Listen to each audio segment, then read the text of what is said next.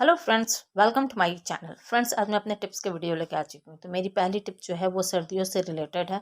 Friends, आपने देखा होगा कि सर्दियों के दिनों में हमारे पाँव जो होते हैं काफ़ी रुखे हो जाते हैं, कभी कभी तो क्रैक भी आ जाते हैं। हम कितना भी वैसलीन लगाएं, क्रैक लगाएं या बोरो प्लस क्रीम लगाएं, लेकिन ये वर्क नहीं करता है। क्योंकि हम कोई भी क्रीम या वैसलीन अप्लाई करते हैं, उसके बाद हम सॉक्स पहन लेते हैं। और सॉक्स आपका कॉटन का हो, चाहे नायलॉन का हो, चाहे वुलन हो, क्या होता है जो भी हम क्रीम लगाते हैं उसे हम सॉक्स अब्जॉर्ब कर लेता है, जिसके कारण हमारे पैर रुके ही रह जाते हैं और सॉक्स भी गंदी हो जाती है, क्योंकि सारे क्रीम को सॉक्स अब्जॉर्ब कर लेती है। तो आज मैं आपके साथ एक टिप शेयर कर रही हूँ, जिससे कि आपके सॉक्स भी गंदा नहीं होगा और आपके पैर भी काफ़ी सॉफ्ट हो जाएंगे। तो फ्रेंड्स, जिस तरह से हम अपने पैर में क्रैक क्रीम या वैसलीन लगाते हैं या कोई भी क्रीम लगाते हो, उसे लगा लेंगे अच्छी तरह से। पैरों की मालिश करने के बाद हम क्या करेंगे कि एक पॉलीथीन को पहले हम अपने पैरों में पहन लेंगे, और पैरों में पहनने के बाद हम उसके ऊपर से सॉक्स पहन लेंगे। ऐसा करने से क्या होगा कि क्रीम तो ना तो हमारे सॉक्स में लगेगी, जिससे कि हमारा सॉक्स भी गंदा नहीं होगा, और पैर में इसका काफ़ी अच्छा इफेक्ट रहेगा। इस तरह से आपके पैर भी काफ़ी सॉफ्ट हो जाएंगे और क्रीम अपना वर्क पूरा अच्छी तरह से कर पाएगा। तो इसी तरह से हम दूसरे पैर में भी क्रीम को मैंने लगा लिया है। क्रीम लगाने के बाद मैंने यहाँ एक पॉलीथीन अपने पैरों में डाल दिया। फ्रेंड्स, बस ध्यान ये रखिएगा कि पॉलीथीन जो है वो ट्रांसपेरेंट लीजिएगा, क्योंकि कलर वाली जो पॉलीथीन होती है वो काफ़ी सस्ती मटेरियल होती है और उसका कलर जो है वो छोड़ते रहता है। तो अगर किसी भी कलर का आप कलरफुल पॉलीथीन पैर में पहनेंगे तो पता चलेगा कि आपके पैरों का कलर भी उसी पॉलीथीन का हो गया। तो बस ट्रांसपेरेंट पॉलीथीन का ही इस्तेमाल करें। तो इस तरह से आप अपने पाँव को सॉफ्ट बना सकते हैं और आपके सॉक्स भी गंदे नहीं होंगे। तो आई होप आपको ये टिप पसंद आई होगी।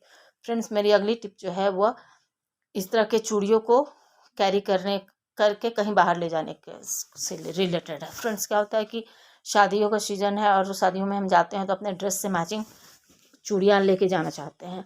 अब ऐसे में चूड़ियों को अगर हम चूड़ी के बॉक्स में लेके जाएंगे तो वो काफ़ी स्पेसियस होता है और काफ़ी जगह घेरेगा। अगर हम इस तरह से 2 दर्जन चूड़ी भी लेके जाएं तो इतना बड़ा बॉक्स रखना पड़ेगा, जो हमारे बैग में काफ़ी स्पेस को घेर लेता है।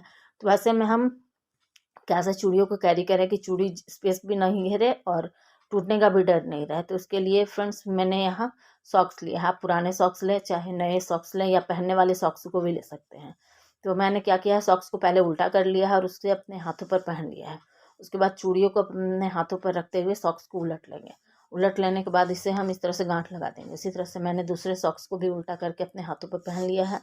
हाथों पर पहनने के बाद कुछ बची हुई चूड़ियाँ जो है कड़े टाइप के हैं, उन्हें हम इसमें डाल लेंगे। इसके बाद इसे हम कवर कर देंगे। इसी तरह से बची हुई सारी चूड़ियों को भी मैं कर लूँगी। आप चाहें तो एक ही चूड़ी में काफ़ी सारी चूड़ी भी रख सकते हैं, सॉरी, एक ही सॉक्स में काफ़ी चूड़ियाँ भी रख सकते हैं। लेकिन मैंने यहाँ क्या किया है, 3 सॉक्स लिया है। 3 सॉक्स में मेरी सारी चूड़ियाँ आ जा रही हैं। तो इस तरह से उल्टा करके हम सारे चूड़ियों को रख लेंगे। तो इस तरह से ये आपस में टकराएंगी भी नहीं, टूटने का भी डर नहीं रहेगा और ये स्पेस भी ज़्यादा नहीं लेगी। बस इसे आप ध्यान से कपड़ों के बीच में रखें ताकि ये टूटे नहीं। तो इस तरह से आप अपने सारे ड्रेस से मैचिंग चूड़ियाँ बड़ी आसानी से लेके जा सकते हैं और आपको चूड़ियों को टूटने का भी डर नहीं रहेगा, ना ही ये आपके बैग में ज़्यादा स्पेस घेरेंगे। तो आई होप आपको ये टिप भी पसंद आई होगी। फ्रेंड्स, अगर आपको मेरे टिप्स पसंद आते हो तो मेरे वीडियो को लाइक करें, शेयर करें और मेरे चैनल को भी सब्सक्राइब कर लें। फ्रेंड्स, मेरी अगली टिप जो है वो कॉस्मेटिक को लेकर है। जब भी हमें कहीं जाना होता है तो सबसे बड़ी प्रॉब्लम होती है कि हम अपने सारे कॉस्मेटिक को लेके जाना तो चाहते हैं, लेकिन हमें हमें ये समस्या रहती है कि कहीं ये लीक ना कर जाए। तो इससे बचने के लिए मैंने यहाँ एक टिप्स आपके साथ शेयर किया है, वो आपको पसंद आएगी। तो इसके लिए हम बलून लेंगे और बलून लेने के बाद हम क्या करेंगे, जितने भी कंटेनर आपको लेके जाने हो, जैसे सर्दियों के दिन में कुछ ज़्यादा ही कंटेनर हो जाते हैं, जैसे sunscreen, lotion, moisturiser, body lotion, shampoo, face wash, scrub, तो ये सारे चीज़ जो होते हैं ट्यूब में होते हैं और ट्यूब दबने से निकलने का डर रहता है।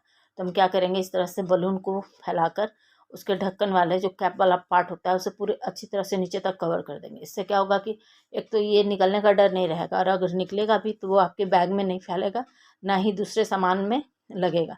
तो इस तरह से आप बेफिक्र होकर अपने सारे कॉस्मेटिक को पैक कर सकते हैं। तो देखिए फ्रेंड्स, मैंने यहाँ 2-3 ट्यूब के ऊपर लगा के दिखा रही हूँ। तो इस तरह से आप इसे रखेंगे तो इसे लीक करने का डर नहीं रहेगा और आप टेंशन फ्री होकर अपने सारे कॉस्मेटिक और मेकअप के सामान लेके जा सकते हैं। तो आई होप आपको ये टिप भी पसंद आई होगी। तो फ्रेंड्स, इसके साथ ही मैं अपने अगले टिप की ओर बढ़ती हूँ। मेरी अगली टिप जो है व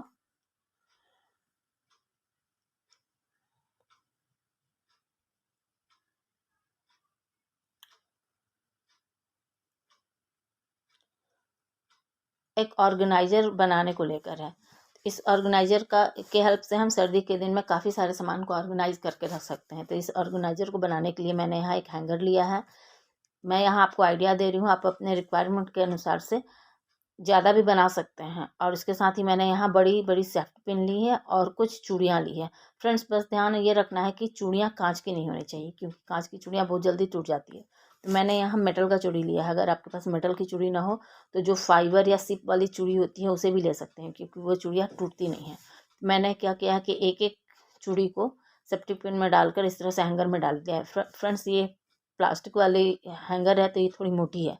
अगर आपके पास स्टील वाली हैंगर हो या एल्युमिनियम वाली होगी तो उसका रॉड पतला होता है, तो आप छोटे पिन में भी इस तरह से चूड़ियों को डाल सकते हैं। तो इसी तरह से आप अपने रिक्वायरमेंट के अनुसार एक हैंगर में जितनी चूड़ियाँ आ सके 5 से 6 आप डाल देंगे। उसके बाद मैं इसमें कुछ कपड़े हैंग करके दिखाती हूँ। जैसे आप अपने दुपट्टा, बच्चों के स्कार्फ, सॉक्स, ग्लव्स, ये इन तरह के छोटे छोटे चीज़ जो होते हैं जो ठंड के दिन में डेली हमें पहनना पड़ता है, और अगर कहीं बेड में दब जाए या रजाई कम्बल के नीचे दब जाए तो ढूंढने में काफ़ी परेशानी होती है। तो इस तरह के सामान को आप आराम से इसमें टांग सकते हैं, जिसे ढूंढने में आपको कोई मशक्क़त नहीं होगी, और जब आपको चाहिए होगा आप ले सकते हैं। तो मैं बस यहाँ आइडिया के लिए दिखा रही हूँ कि आप इसमें अपने दुपट्टा, अगर सर्दी के दिन ना हो तो आप अपने दुपट्टे को भी डाल सकते हैं, क्योंकि हमारे पास ड्रेस के से मैचिंग काफ़ी सारे दुपट्टे रहते हैं जो हमें अगर कहीं जाना होता है तो हमें काफ़ी ढूंढनी पड़ती है। तो यहाँ पर मेरे पास अभी 2 ही दुपट्टा ऊपर था, क्योंकि इस ठंड के दिन में हम स्टॉल वगैरह यूज़ करते हैं। तो बस मैं ये दुपट्टे को दिखा रही हूँ। इस तरह से आप चाहें तो गर्मी के दिन में अपने सारे दुपट्टे के लिए इस तरह से ऑर्गेनाइज़र बना सकते हैं। इसके बाद बच्चों के कैप, स्कार्फ, मफलर, सॉक्स और ग्लव्स वगैरह को भी हम इसमें डाल सकते हैं। तो आप अपने रिक्वायरमेंट के अनुसार 3 से 4 हैंगर में इस तरह से बना लें और इसे अपने कबर्ड में टांग दें।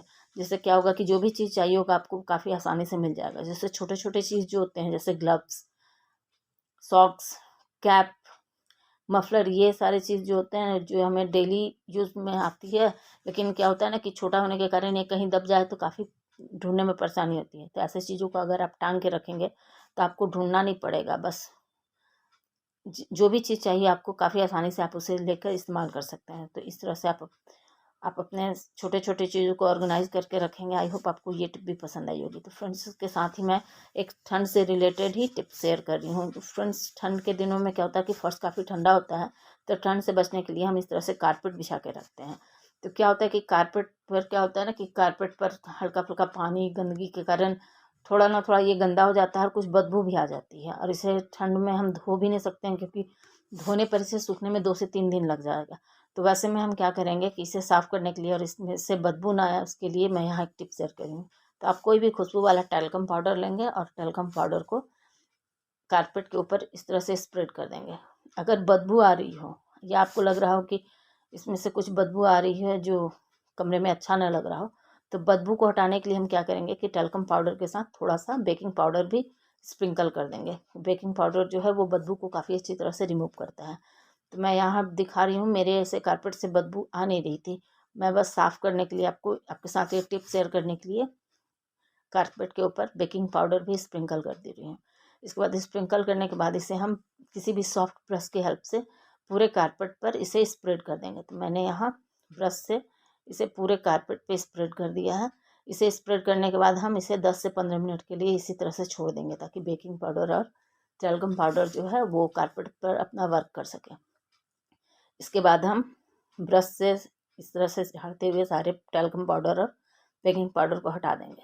तो इसके बाद आप देखेंगे कि एक तो इसके ऊपर जो भी धूल, गंदगी, बाल या धागे वगैरह हैं वो निकल जाएंगे, और आप देखेंगे कि कारपेट से खुशबू भी अच्छा आ रहा है, और अगर आपके कारपेट से बदबू आ रही थी तो वो भी ख़त्म हो गई है। तो इस तरह से आप बिना पानी इस्तेमाल किए काफ़ी आसानी से अपने कारपेट को साफ़ कर सकते हैं।